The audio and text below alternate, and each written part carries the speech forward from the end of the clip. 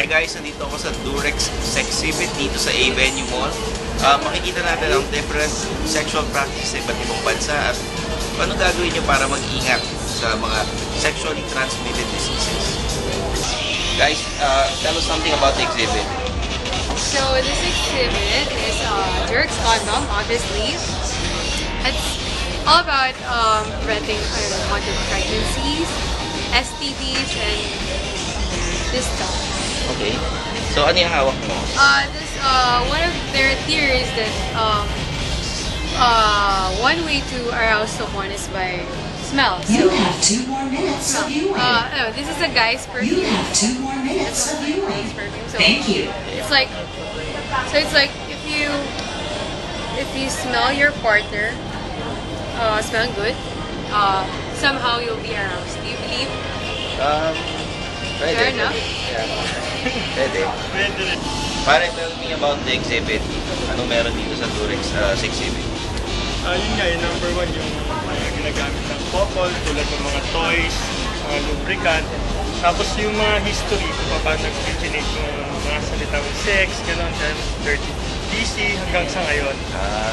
Iba-ibang ginagawa ng mga style, mga gano'n. Ginagawa ng mga couples talaga. Ikaw ba ginagawa mo yan? Hindi lahat. Hindi lahat. Medyo mahirap yun, iba eh. Ginagamit mo yung mga laruan? Hindi. Hindi mo gamit doon. Kayo? Ako? Paano nagagamit yan? Here are the different sexual oddities na makikita nyo na ginagawa ng karamihan. Ikaw ba ay masophilia? Ang tawag sa masophilia ay mga lalaking may hilig sa malalaking dibdib. Sa Pilipinas, ang tawag dyan ay manyakis. Pero it's called masophilia in America. Kung mas ipagpapalit mo si Dabiana kaysa sa mga sexing babae, you're a homophilia. Kung mahilig kang umamoy ng mga paa ng babae o lalaki, you're a podophilia. Kahit mabaho ang paa, may amoy, podophilia ang tawag dyan. Kilala niyo si Machete. Yung gumawa sa kanya, agamatophilia. Dahil ang agamatophilia ay ang pag natataypan mo yung mga mannequin or yung mga statwa na nakikita mong nakahubad. So, agalmatophilia ang gumawa kay Machete. Nanonood ka ba ng Ranma 1/2? May tatay doon na mahilig umamoy ng panty. Puro sera ang tawag sa ganyang sexual oddity. Do you secretly go gaga over sniffing used panties? Ikaw to. Kitang-kita naman natin dito yung mga practices sa iba-ibang bansa. Umpisa natin sa Lebanon. You know that Lebanese men are allowed to have sex with animals given that it's a female?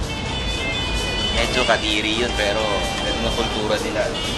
A betrayed wife can kill her husband with her bare hands. So pag nangaliwa ka, basta wala kang gagamitin kutsilyo, pwede mo patay yung asawa mo. Okay, yun. In Papua New Guinea, to achieve manhood, young men must ingest the semen of their elders. Sa India, ang mga babae ron, pag nasa latter stages na ng pagbubuntis, her husband is allowed to have sex with her sister. Paano kung puro lalaki mga kapatid niya, di ba? Sa Bahrain, male doctors are forbidden from directly looking at the genitals of their women patients during medical examination. He must by law use a mirror to view her genitals so he could only see its reflection. Medyo kakaiba mga ginagawa sa iba't ibang bansa. Eto, gaya nila nito. Sa Tonga Island, premarital sex is not taboo in Tonga Island of the South Pacific. They allow premarital sex given the permission of the girl's parents. Abay, pagpapaalam mo.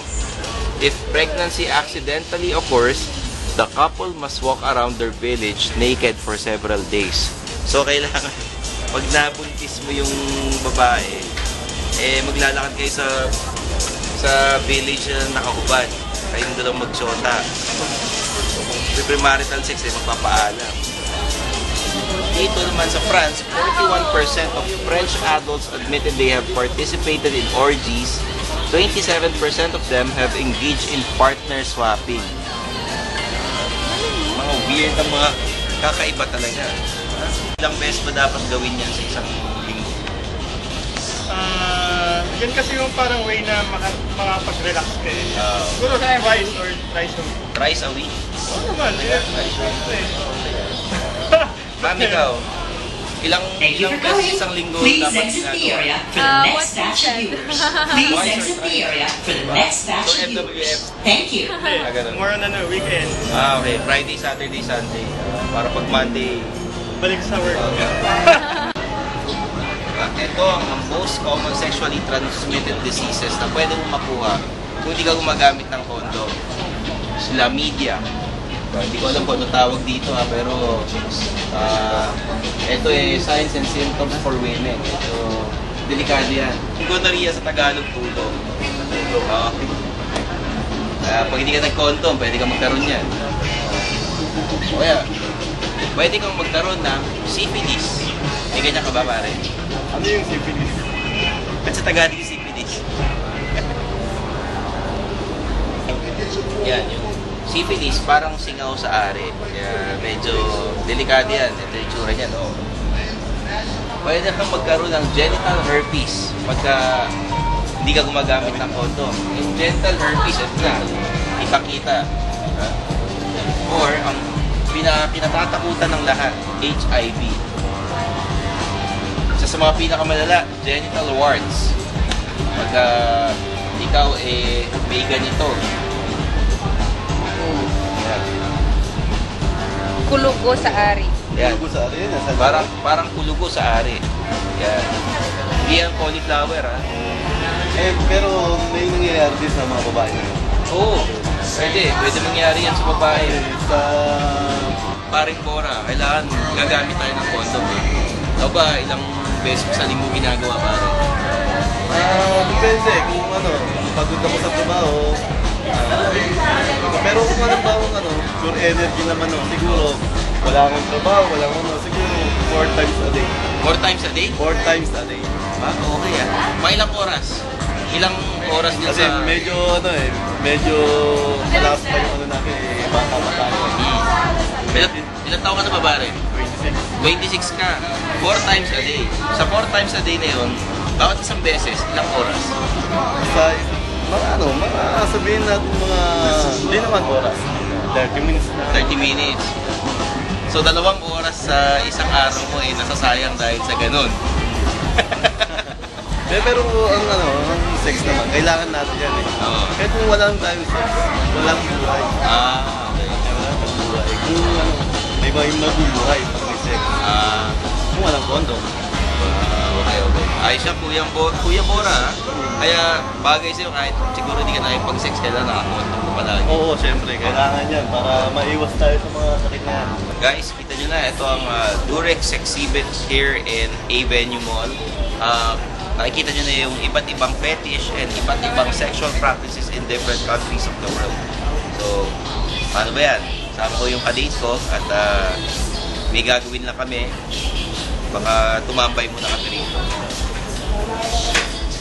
For the Suplado Show, I'm Stanley Chi, aka Mr. Suplado. Saying Suplado is the new sex. Ano nararamdaman mo pag nakikita mo ito, natatawa ka?